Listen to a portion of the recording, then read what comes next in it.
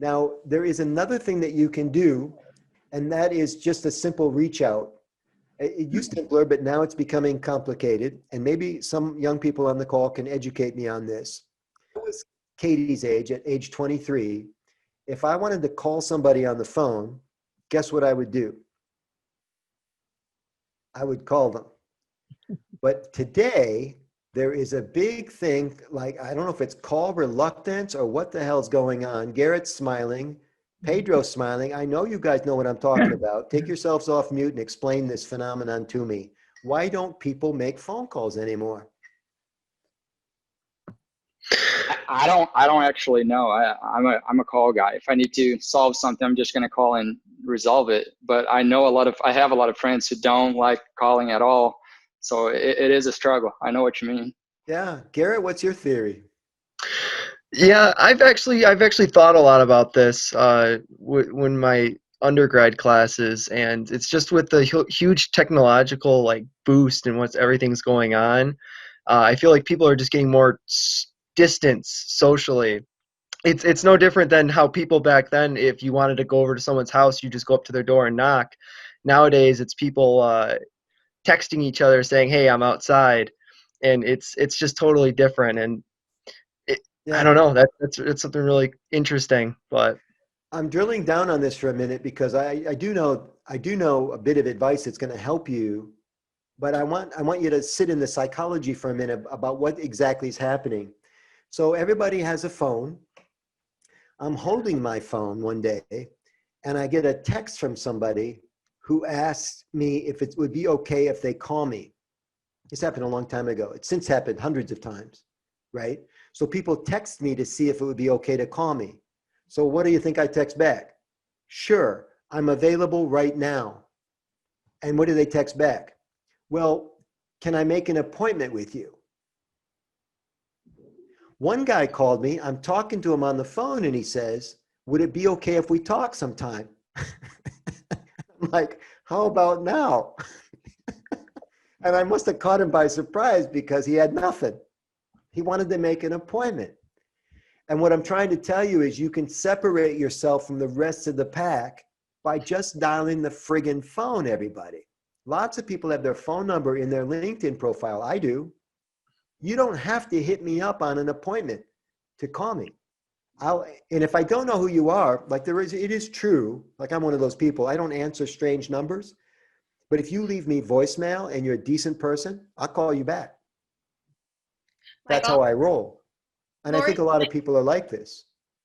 Lori just made a good comment. And I hope you don't mind, Lori, that I bring it up because I wanted to kind of elaborate. She said it's about respecting other people's time.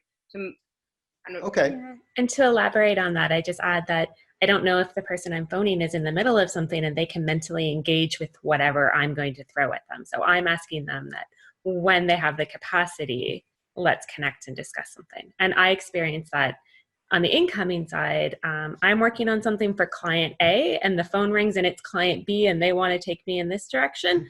I'm dropping the ball on client A. Okay. Do you, and Lori, everybody's different. Of course, you can decide how you want to manage your own thing. There was a guy by the name of Gordon Matthews who invented a thing called voicemail about 30 years ago. And he's dead now. But Gordon Matthews is rolling over in his grave, wondering why people don't use voicemail. Because the person A, you can stay on the phone with person A, you see it's person B, and you go, well, I don't want to talk to person B right now. It'll go to voicemail, I'll call him later. Yeah. And that's what I do. And you're right, everybody's different. But I will bet you all the money in my front left pocket, if you just start reaching out to people, you're going to get more connections than aggravated people. And if they get aggravated, they're aggravated at themselves for picking up the phone. Why would they do that if they didn't want to talk to you? Mm-hmm. So I'm just telling you, Lori, having been around a while, this is not how it was 10 years ago. It's a new thing. And it's not good for somebody who's trying to make book. You know what I mean by make book? In the old days, we used to have this thing called a Rolodex, and you put people's business cards in it, and you'd spin it to find it. Now it's contact lists on your phone. So if you're trying to build your contact list, you have to start calling people. You have to start saying, hey, and reaching out. And I think we're doing it wrong. This is what I'm getting at. And I'm going to tell you the solution. like on LinkedIn. That's a big thing, a big place for people to go to make contacts. So the thing on LinkedIn now, and I get 10 of them a day. Apparently I'm a target. is that people would go to LinkedIn, they go, and the message is something, you can tell it's a copy paste because they're trying to save time. I don't blame them. And the copy paste is, hey, Michael, your job looks really interesting. I'm trying to make contacts and I just thought it would be fun for us to, chat by phone sometime. Would you be open to doing that? And guess what the answer is, Lori? No, the answer is no. So why did they put that in their chat? It's so how many, like I think 6,000 connections on LinkedIn. I wish I had time to talk to all of them, but I don't. But it's that fake thing. It's that artificial, why would I want to talk to you? I don't even know who you are. So we have to figure this out if it's going to serve us. When you reach out to people, you reach out for a reason.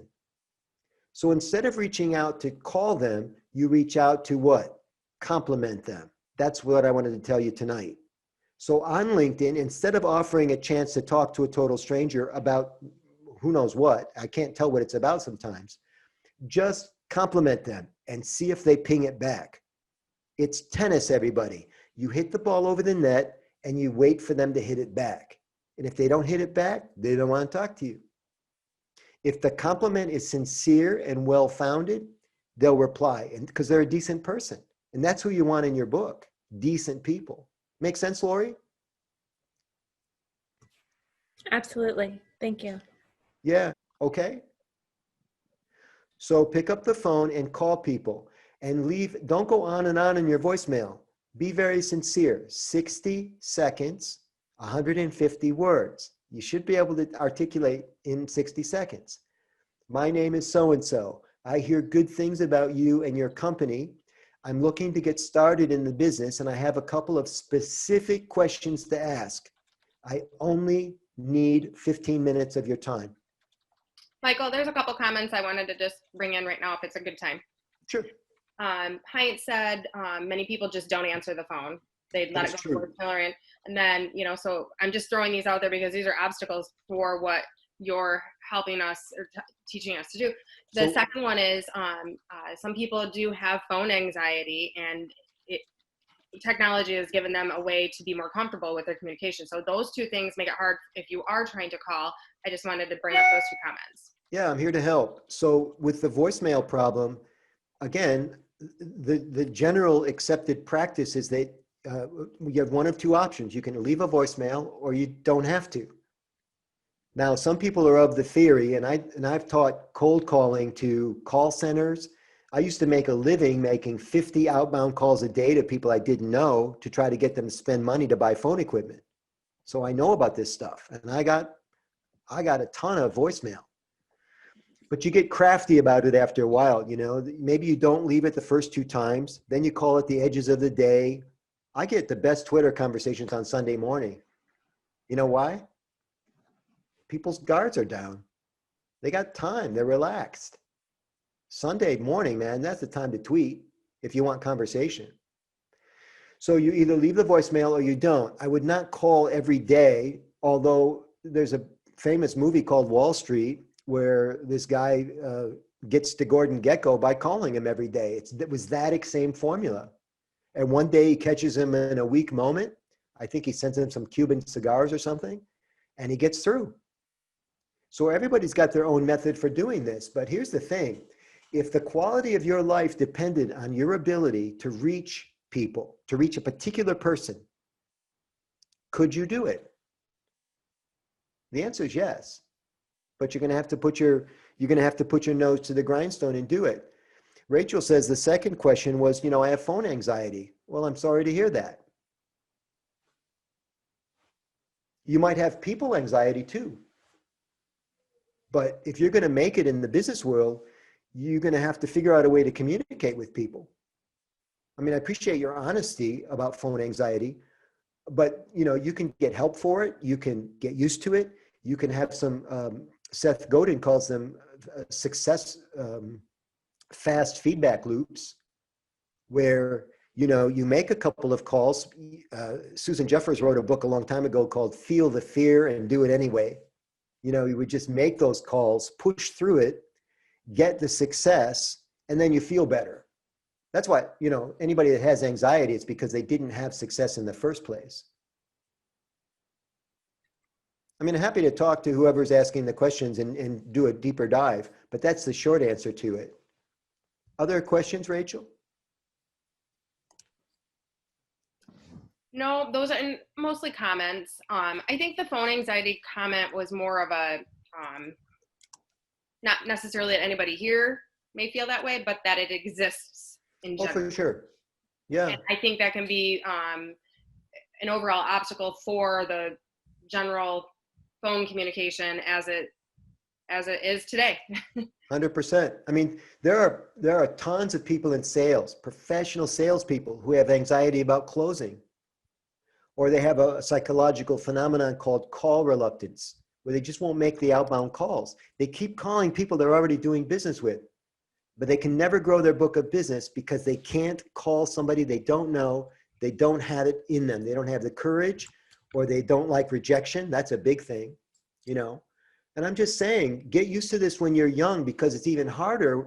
You know, if you don't do it when you're in your 20s, it's even harder when you get into your 30s and 40s.